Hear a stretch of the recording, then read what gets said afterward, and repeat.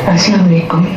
वालेकुम अस्सलाम वरहमतुल्लाहि वबरकातुहू। कैसे हैं आप? मैं ठीक हूँ, अल्लाह का शुक्र है। एक सवाल है बकरा ईद के हवाले से। जी जैसे कहते हैं ना कि ईद उल फितर जो है, नमाज पढ़ने से पहले हम इफ्तार करें खजूर से और फिर नमाज पढ़ने जाएं, तो इसी तरह सुनने में आया है कि जब ईद उल अज़हा होती है तो हम नमाज पढ़ के आए तो सबसे पहले इंतज़ार करें कुर्बानी का, और जो कुर्बानी का गोश्त या कलेजी होती है उससे इफ्तार करें।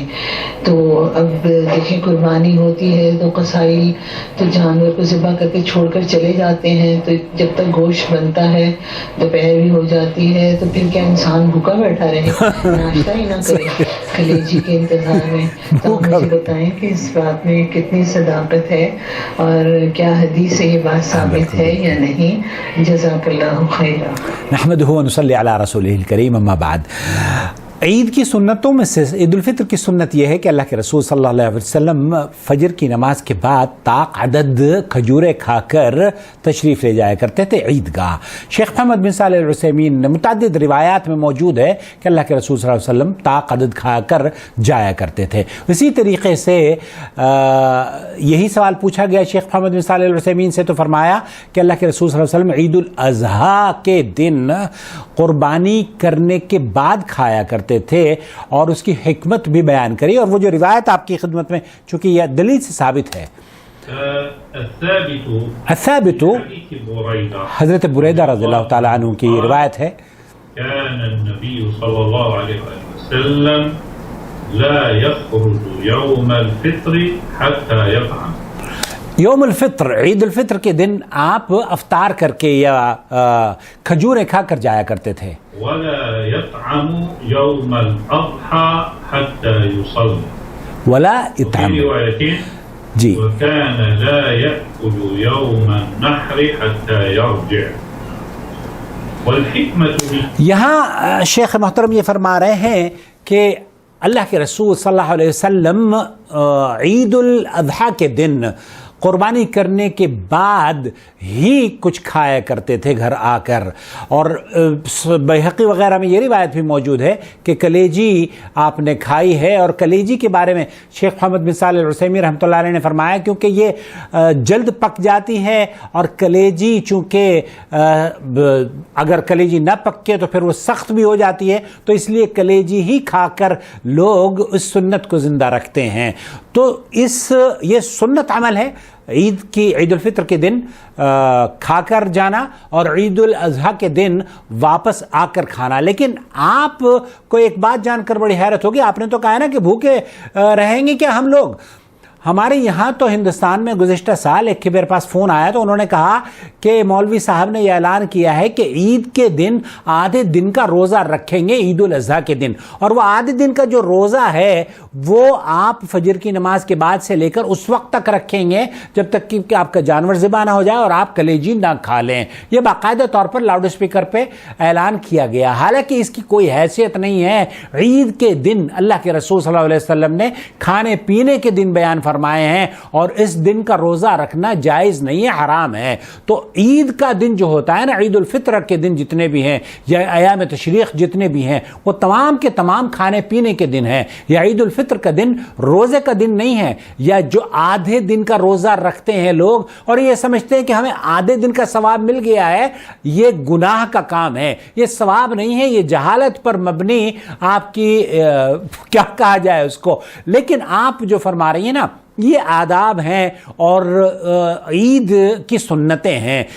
पहली बात तो ये कि ये कोई वाजिब नहीं है। अगर आप नहीं भी खाती और वापसी पर आप अगर पहले खा लेती हैं तो उसमें कोई गुनाह नहीं है। आम तौर पर बड़े शहरों में क्या होता है कि जब जानवर ज़िबा करता है, जैसे आपने फरमाया कि कसाई जानवर ज़िबा करके चला जाता है और फिर वो पूरे मोहल्ले में एक एक करके सब की कलेजियाँ बना कर देता रहता है, तो बाज़ लोगों का नंबर, हमारे यहाँ पर भी जद्दा में हमें हमारा जो कसाई है وہ ہمارے جاننے والا ہے. یہاں عزیزیہ میں ہم اس سے لیتے ہیں, بہت اچھا بچہ ہے, اس کا نمبر میں شیئر کروں گا اگر اس نے اس مرتبہ قصائی اس نے اگر ذبح کروایا اپنی دکان سے قربانی کے جانور ذبح کیے تو. بہرحال وہ بچہ جب ہمیں بتا دیتا ہے کہ بھئی آپ کا جانور ہم ذبح کر کے 12 یا 1 بجے تیار کر دیں گے, یا بعض مرتبہ تو 3-4 بجے بھی تیار کر کے وہ ہمیں دیتا ہے,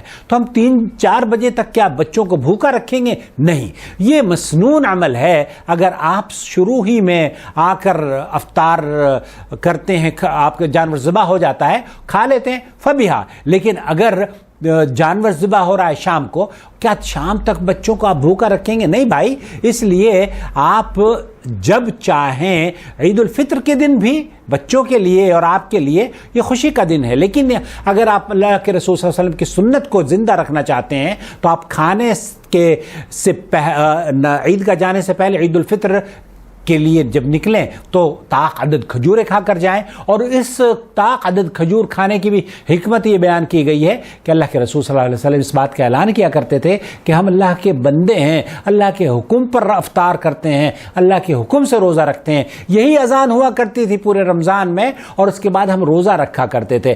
آج کا دن چونکہ اللہ تعالیٰ کا حکم یہ ہے کہ یہ اذان ہوگی لیکن آج روزہ نہیں رکھیں گے, تو ہم اللہ کے حکم کے مطابق آج روزہ نہیں رکھتے. اذان تو ہو گئی ہے, فجر کی نماز بھی ہو گئی ہے, اب ہم عیدگاہ کے لیے جا رہے ہیں, تو اس سنت کو زندہ کریں کہ آپ کھانا عید الفطر کے دن 3 یا 5 یا 7 یا طاق عدد کھجوریں کھا کر جائیں. اور بقرعید کے دن سنت یہ ہے کہ آپ نماز پڑھیں اور واپس آ کر جانور ذبح کر کے اس کی کلیجی, اگر آپ کو توفیق ہو, بہت سے لوگوں کو کلیجی پسند نہیں ہے تو یہ ان کا اپنا مسئلہ ہے, لیکن اکثر لوگوں کو کلیجی پسند ہے, تو آپ اگر انتظار کر سکتی ہیں فبیہا. لیکن یہ ضروری نہیں ہے کہ آپ بچوں کو اپنے بھوکا رکھیں اور جناب نہیں ہم تو جب کلیجی ملے گی تبھی کھائیں گے. تو پہلی بات تو یہ کہ یہ جو روزہ ہے آدھے دن کا, یہ جہالت پر مبنی ہے. دوسرے یہ کہ آپ اگر سنت کے مطابق اجر حاصل کرنا چاہتے ہیں تو کلیجی کا انتظار کریں. اور 12-1 بجے تک ظاہر ہے